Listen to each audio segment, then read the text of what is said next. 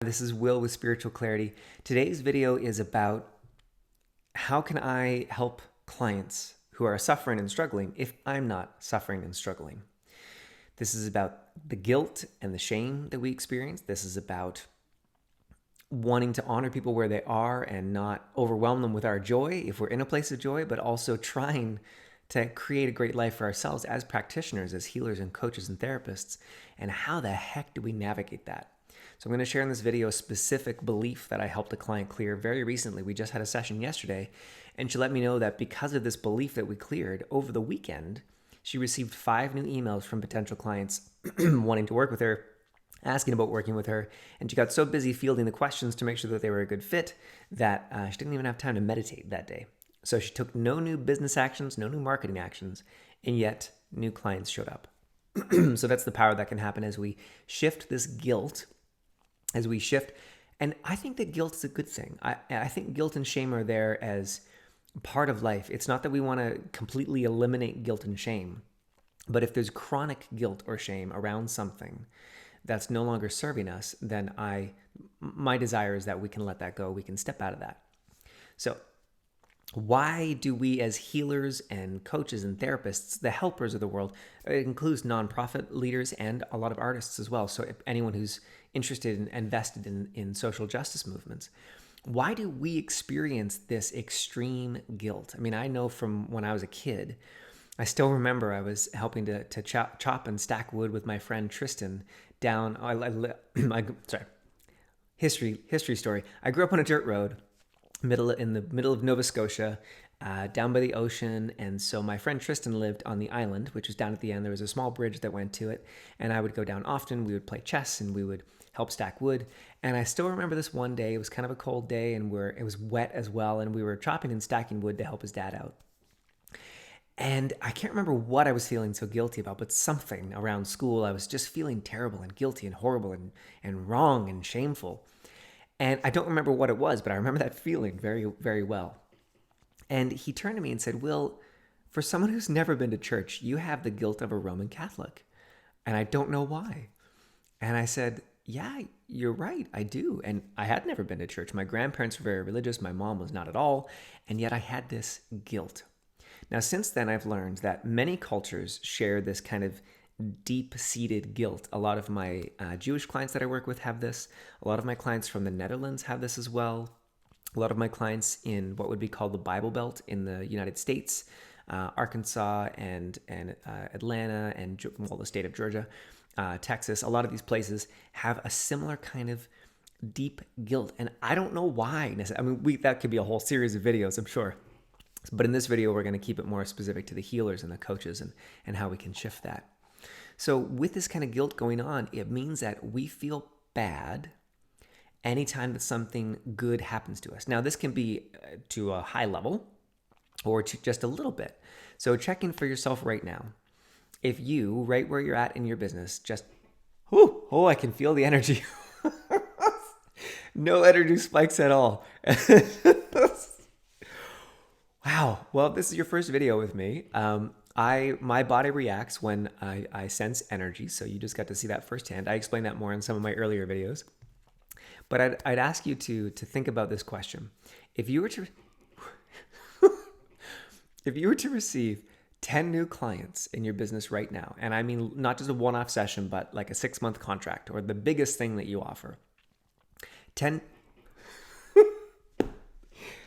new clients right now, but you took no new actions, no new posts. They just found you like magically, maybe from a podcast you did 3 years ago, or if you've never been on a podcast or anything like that, if you've never done anything online, then maybe just a bunch of friends referred you, and all these, like 10 new people, they just signed up right away. They didn't even have to talk to you first. They just bought it. How does that feel? How does that feel in your body? And I can't even keep a straight face. Whew. How does that feel in your body and in your energy? I think you can hear my chair squeaking in the background. I picked a squeaky one today. Wow, I had no idea it was going to be this intense. I am red in the face. Okay. So notice in your body, notice in your energy. Is that okay? Is it safe? So a couple questions you could ask. Does that feel safe? Does it feel normal? Does it bring up any guilt?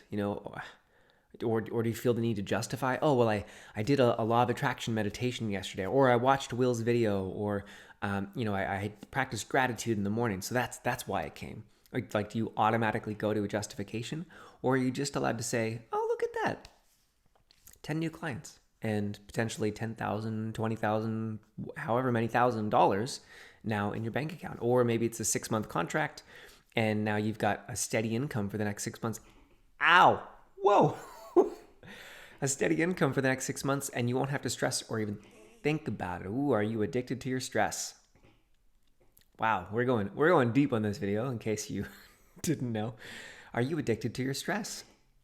Your money stress, your business stress, your will I get client stress, can I do enough, or have I done enough, or will I contribute enough, or are you addicted to that stress? So ask yourself the question, truth, am I addicted to that stress? Whew. And if you are, would you be willing to destroy that at the point of creation? Wow. Okay. What the heck were we talking about in the beginning? Right. Allowing 10 new clients. How does that feel? What does it bring up? So for most of you, if you're honest, if you're a healer or a coach, therapist, and if you've been listening to this far in the video, it brings up at least a little bit of guilt. At least a little bit. Like how or why would I be allowed to just have 10 new clients that easily, when my good friend down the road, who is also a healer and does maybe even better work than I do, is having such a hard time? Why am I allowed to have so much when others in the world don't? And that guilt is a real thing. And I think it's, like I said, I think it's good to a certain level. But when it becomes a chronic pattern, it just holds you back. That wonderful quote, you playing small doesn't serve the world. You having less clients doesn't mean that someone in another part of the world gets to eat lunch who wouldn't normally get to eat lunch. It just doesn't work like that. Woo! That's another video. So for right now, I want to mention 2 quick videos that make that bring this home. One is Schindler's List. If you've never seen it, an amazing film. And at the end, spoiler alert for Schindler's List, at the end, when the Allies are coming in and Schindler feels so bad, he's already saved hundreds, and I forget how many, but hundreds or maybe thousands of Jewish people that he saved from going to internment camps, and he was able to save their lives and to keep them with him so that they wouldn't go off and be killed, but he had to pretend to hate Jewish people. And so at the very end of the movie, he has this pin, a gold pin, and he says, this gold pin is worth so much money, which would have been 5 people. And this watch was worth 50 people. And this ring was 2 people. And all he was left with, as he was running for his own life, because the Allies would probably kill him, I think, all he was left with was just what was on his person that could have saved another 100 people. Not the thousands that he'd saved, but the guilt that he just hadn't done enough and could never do enough. So all the guilt that you were holding on to for you, for your family, for past generations, for the world, to try to find justice or make things right, would you be willing to destroy that at the point of creation? This could be a whole class. Second film, What Dreams May Come, with Robin Williams. Again, spoiler alert. His wife, and trigger warning as well, his wife commits suicide. And he is able to journey to the underworld to go and try and save her. And he finds her in the 6th circle of hell, I think it is. It's based on Dante's Inferno. And she's there and she's trapped and she can't get out. And he tries to get her out and he tries to make her happy and nothing's working until he decides, okay, well, if I can't save you, I'm just going to join you. And he decides to go into the depression, into the self-hate and the shame, and he basically lays down with her. And that snaps her out of it, and together they're able to leave. So we have this motif in our society that that you have to join people in their suffering, which I don't believe is true. I believe we have to meet people where they're at, but if we join them in their suffering, then we're not of any help to them. But we have so many romanticized images and versions of this in our society and pop culture that I think are misguided, or they just don't have the time in a 90-minute film to really unpack it properly. Probably more accurate.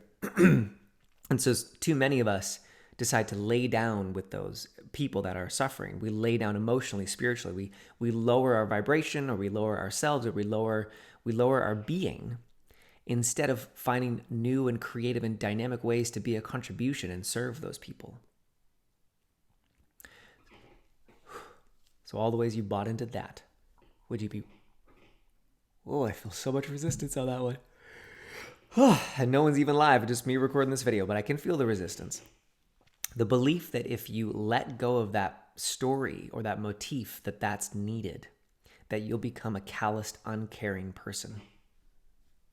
Would you be willing to destroy that at the point of creation?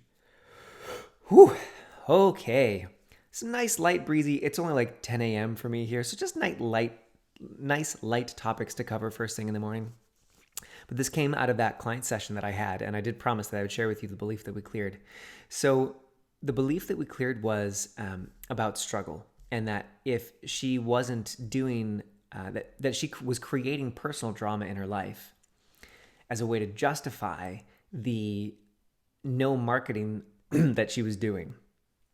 So she wasn't doing a lot of marketing, but she was getting regular clients, referral clients. She had her listing up online in different websites, and she would just get clients that way.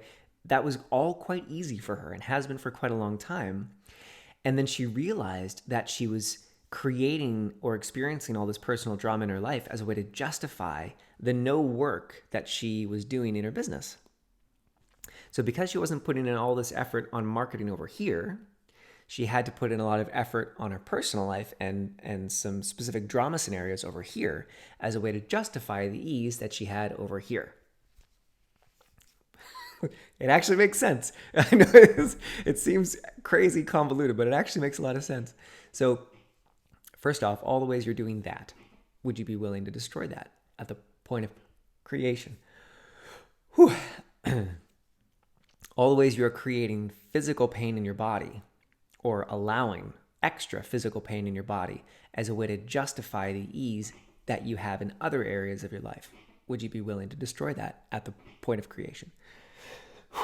All the ways you're creating personal drama or any drama in your life as a way to justify any other area of ease that you have in your life.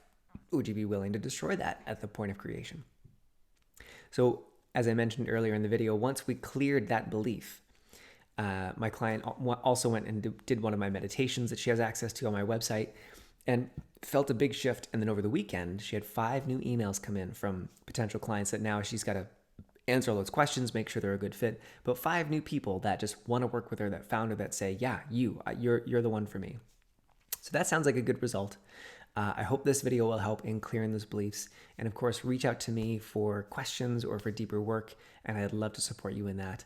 Have an amazing day, and I really wish you the best in being with and then shifting, if you choose, that guilt around having great things happen to you and acknowledging that there are horrible things happening in the world or other people that may deserve it more than you, or you might believe that they do, but that you are allowed to feel good. You are allowed to have great results. You're allowed to have a full and flowing business, no matter what else is happening. Whew. Okay. Have an amazing day. See you soon. Bye-bye for now.